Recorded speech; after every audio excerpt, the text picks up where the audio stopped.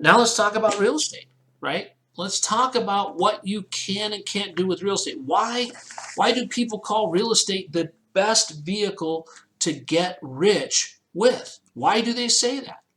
Well, first of all, if you're buying your first home through an FHA, Federal Housing Authority, loan, Fannie Mae, Freddie Mac, you can get into those for 3% down. Okay, so that means if you're going to buy a $100,000 house, because I like easy math, you're going to have to come up with $3,000. They will loan you the rest if you have a good credit score, right? They're going to loan you the rest, and they're going to lock that leverage in for 30 years, if you'd like. That's going to allow them to be your partner, and you only have to bring 3% of the value to the deal.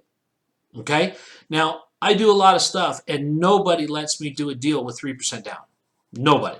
Nobody lets me be the principal. No, nobody lets me decide what color we're going to paint it. Nobody lets me decide if we're going to plant trees in the yard or if we're going to redo the roof. Nobody lets me decide any of those things for 3% down. But if you're buying your first home, they're going to let you. If you get a conventional loan, they'll start at about 10% down. Again, I'm into a deal more than that. When I'm doing my multifamily stuff, when I'm doing my industrial stuff, it's 20% with the bank, right? So when you really look at the leverage capability that you have an incredible leverage, right? Then you get into the tax code, right? The IRS says that your house, as long as it's a rental property, is only going to last 31 and a half years, right? So when you go talk to your accountant, you say, I just bought this $100,000 rental house. The accountant says, oh, that's fantastic. Did you get a mortgage on it? Yes. Okay, well, we can deduct the interest. That doesn't mean that you paid $100 in interest and you get $100 back from the government. What that means is that if you're in the 20% tax bracket, you paid $100 in interest to control your leveraged asset that somebody else is paying the mortgage on. And the government says we are going to allow you to take that against your ordinary income. So you made $100 at your W-2 job and you've got $100 in mortgage interest that you're going to take against that. That means that you're not going to pay that 20% tax. So it's going to be a $20 value to you. Okay? So you're going to be able to take that mortgage interest and you're going to be able to use that to get a refund on your taxes or pay less in taxes, right? Then depreciation, like I was talking about with depreciation. You're going to take that depreciation, you're going to take the value of that house, and you're going to divide that by 31 and a half years. I believe that's correct. So if I take $100,000, I'm running a calculator here and talking, so this is really a challenge for me, and I divide that by 31.5, I'm going to take $3,175 off of my earned income every year. So if I make $100,000 at my job, I'm going to take $3,100 off of that, and as far as Uncle Sam knows, I lost $3,100 in value in that house because it became worth less.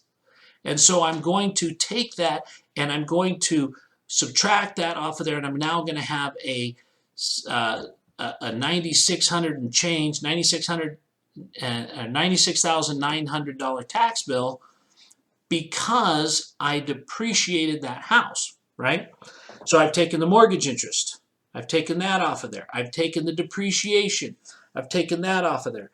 I've taken the, I still have 100% control, and I'm still massively leveraged, right? Then as that asset grows, I'm going to say that in a normal market, 3 to 5% is going to be normal growth in a market. So my $100,000 house is going to be worth $105,000, but the IRS doesn't see it that way until later, until I go to sell it, right?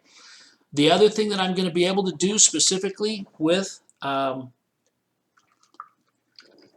real estate asset is I'm going to be able to take the income I get, and I'm not going to have to take that income as regular income. I'm going to take that as a dividend or a passive rental income. And so instead of getting taxed at the higher rate, I'm going to get that at about 18% for the feds. So I'm going to get that brought to my door for less. So I'm getting money for less, and I'm getting tax benefits that associate with the interest, and I'm getting tax benefits that associate with the loss of value that they see in it. And if you go in and do segregation of costs as far as how things happen, you can even take that to a whole nother level. And there's people out there that specialize in that. I don't. But if you take those things, you have now controlled an asset for 3% down. You've had someone come in and rent that from you and not pay you as your ordinary income. They've paid you as a passive income, so that's been taxed less. Meanwhile, you're getting all these deductions from that. And if and when you go to sell that house, you have the ability to roll that real estate into another piece of real estate without paying taxes. What?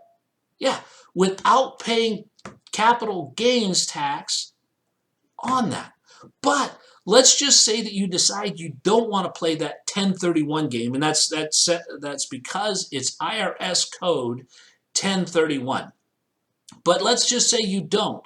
If you go make $10,000 in your regular job, you're going to be in the 25, 27, 28, 30% tax bracket. It's going to be a higher tax bracket than most of your other incomes. It's higher than your passive income.